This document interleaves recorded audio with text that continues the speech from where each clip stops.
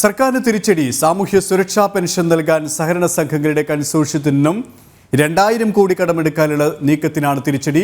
ആകെ കൺസോർഷ്യം വഴി ലഭിച്ചത് 835 കോടി രൂപ മാത്രം.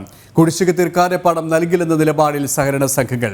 5 മാസത്തെ ക്ഷേമ പെൻഷനാണ് നിലവിൽ കുടിശ്ശിക. ഇവരുമായി രാജീവ് ചേരുകയാണ്. രാജീവ്, വീണ്ടും കടമെടുക്കാനുള്ള സംസ്ഥാന സർക്കാരിന്റെ നീക്കത്തിനാണ് തിരിച്ചടി ഉണ്ടായിരിക്കുന്നത്. സഹകരണ സംഘങ്ങൾ എന്ത് നിലപാടാണ് ഇതിനകം വ്യക്തമാക്കി കഴിഞ്ഞത്?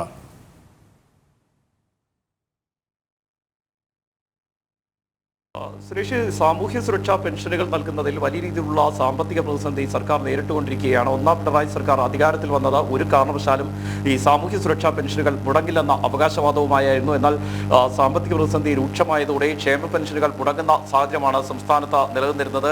നേരത്തെ 6 മാസം വരെ തുടർച്ചയായി ക്ഷേമ പെൻഷനുകൾ മുടങ്ങിയിരുന്നു. ഇതോടെയാണ് കടമെടുത്തുകൊണ്ട് ക്ഷേമ പെൻഷനുകൾ നൽകാനുള്ള ഒരു നീക്കത്തിലേക്ക് സർക്കാർ കടന്നത്.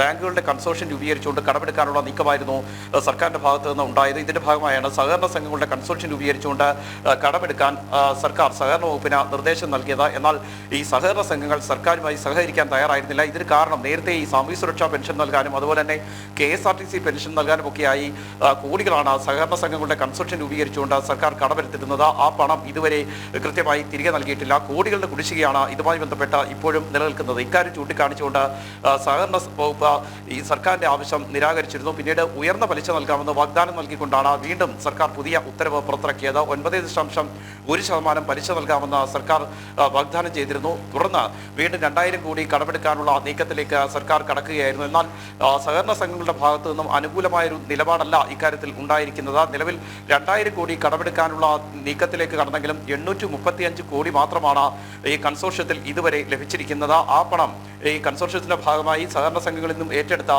ക്ഷേമ പെൻഷൻ നൽകുന്നതിനായി ഉപയോഗിക്കണമെന്ന നിർദ്ദേശം നിലവിൽ സർക്കാർ നൽകിയിട്ടുണ്ട്. ഏതായാലും വലിയ തിരിച്ചടി തന്നെയാണ് സർക്കാരിന് ഏറ്റിരിക്കുന്നതെന്ന കാര്യത്തിൽ സംശയമില്ല. പ്രത്യേകിച്ചും രൂക്ഷമായ സാമ്പത്തിക പ്രതിസന്ധിയിലൂടെ സംസ്ഥാന സർക്കാർ കടന്നുപോയിക്കൊണ്ടിരിക്കുകയാണ്. അതിൽ ഏറ്റവും പ്രധാനപ്പെട്ട ഒരു കാരണം സംസ്ഥാന സർക്കാരിന് തന്നെ ദൂർത്താണ്. ഇതിനിടയിലാണ് ഈ ക്ഷേമ പെൻഷൻ നൽകുന്നതിന് വേണ്ടി സഹകരണ സംഘങ്ങളുടെ കൺസോർഷ്യം രൂപീകരിക്കാനുള്ള നീക്കത്തിലേക്ക് സർക്കാർ എത്തിയത്. ലോക്സഭാ തെരഞ്ഞെടുപ്പിന് മുമ്പ് കൺസോർഷ്യം രൂപീകരിച്ചുകൊണ്ട് ക്ഷേമ പെൻഷനുകൾ നൽകാനുള്ള തീരുമാനത്തിലേക്കായിരുന്നു സർക്കാർ എത്തിയത്. എന്നാൽ ലോക്സഭാ തെരഞ്ഞെടുപ്പിന് മുമ്പായി ഈ ക്ഷേമ പെൻഷനുകൾ നൽകാൻ സർക്കാരിന് കഴിഞ്ഞില്ല. നിലവിൽ തന്നെ 5 മാസത്തെ കുടിശ്ശികയാണ് ക്ഷേമ പെൻഷനായി നിലനിൽക്കുന്നത്. അതായത് ഒരാൾക്ക് 8000 രൂപ വീതം നൽകിയെങ്കിൽ മാത്രമേ കുടിശ്ശിക പൂർണ്ണമായും നൽകാൻ കഴിയൂ എന്ന അവസ്ഥ ഇപ്പോഴും നിലനിൽക്കുന്നുണ്ട്. ഇതെങ്ങനെ മറികടക്കുമെന്ന വലിയൊരു പ്രതിസന്ധി സംസ്ഥാന സർക്കാരിന് മുന്നിൽ ഇപ്പോഴും നിലനിൽക്കുകയാണ്. അതിന് കാരണം തന്നെ ഏറ്റവും പ്രധാനപ്പെട്ടത് വലിയ രീതിയിലുള്ള ദൂർത്ത് സംസ്ഥാന സർക്കാരിൻ്റെ ഭാഗത്തു നിന്ന് ഇപ്പോഴും നിലനിൽക്കുന്നുണ്ട്.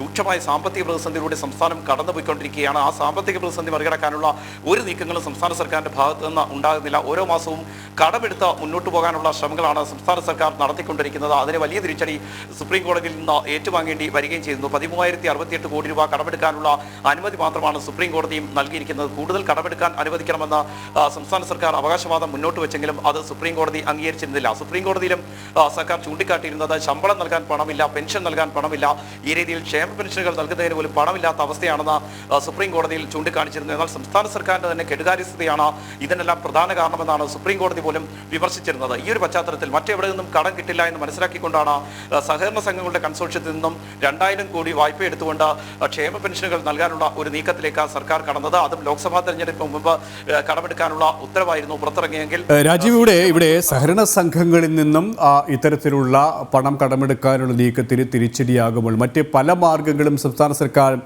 ആവർത്തിച്ച് തേടിക്കൊണ്ടിരിക്കുകയാണ്. ഇവിടെ രാജീവ് സൂചിപ്പിച്ചതുപോലെ തന്നെ ഒരു ഭാഗത്ത് ധൂർത്ത് നടത്തുമ്പോഴാണ് ഇത്തരത്തിലുള്ള കടം വാങ്ങിക്കൂട്ടാനുള്ള ഒരു പ്രവണത സർക്കാരിൻ്റെ ഭാഗത്തുനിന്നുണ്ടാകുന്നത്. അതുകൊണ്ട് തന്നെയാണ് കേന്ദ്ര സർക്കാർ പോലും ഈ നീക്കത്തിന് കൃത്യമായ കടിഞ്ഞാണിടുന്ന ഒരു സമീപനം സ്വീകരിച്ചപ്പോൾ സഹകരണ സംഘങ്ങൾ പോലും ഈ ധൂർത്തിന് വഴങ്ങിക്കൊടുക്കുന്നില്ല അല്ലെങ്കിൽ കൊടുക്കില്ല എന്ന നിലപാട് വ്യക്തമാക്കുമ്പോൾ അത് സംസ്ഥാന സർക്കാരിനെ സംബന്ധിച്ചിടത്തോളം, പിണറായി സർക്കാരിനെ സംബന്ധിച്ചിടത്തോളം വലിയ തിരിച്ചടി തന്നെയാണല്ലേ?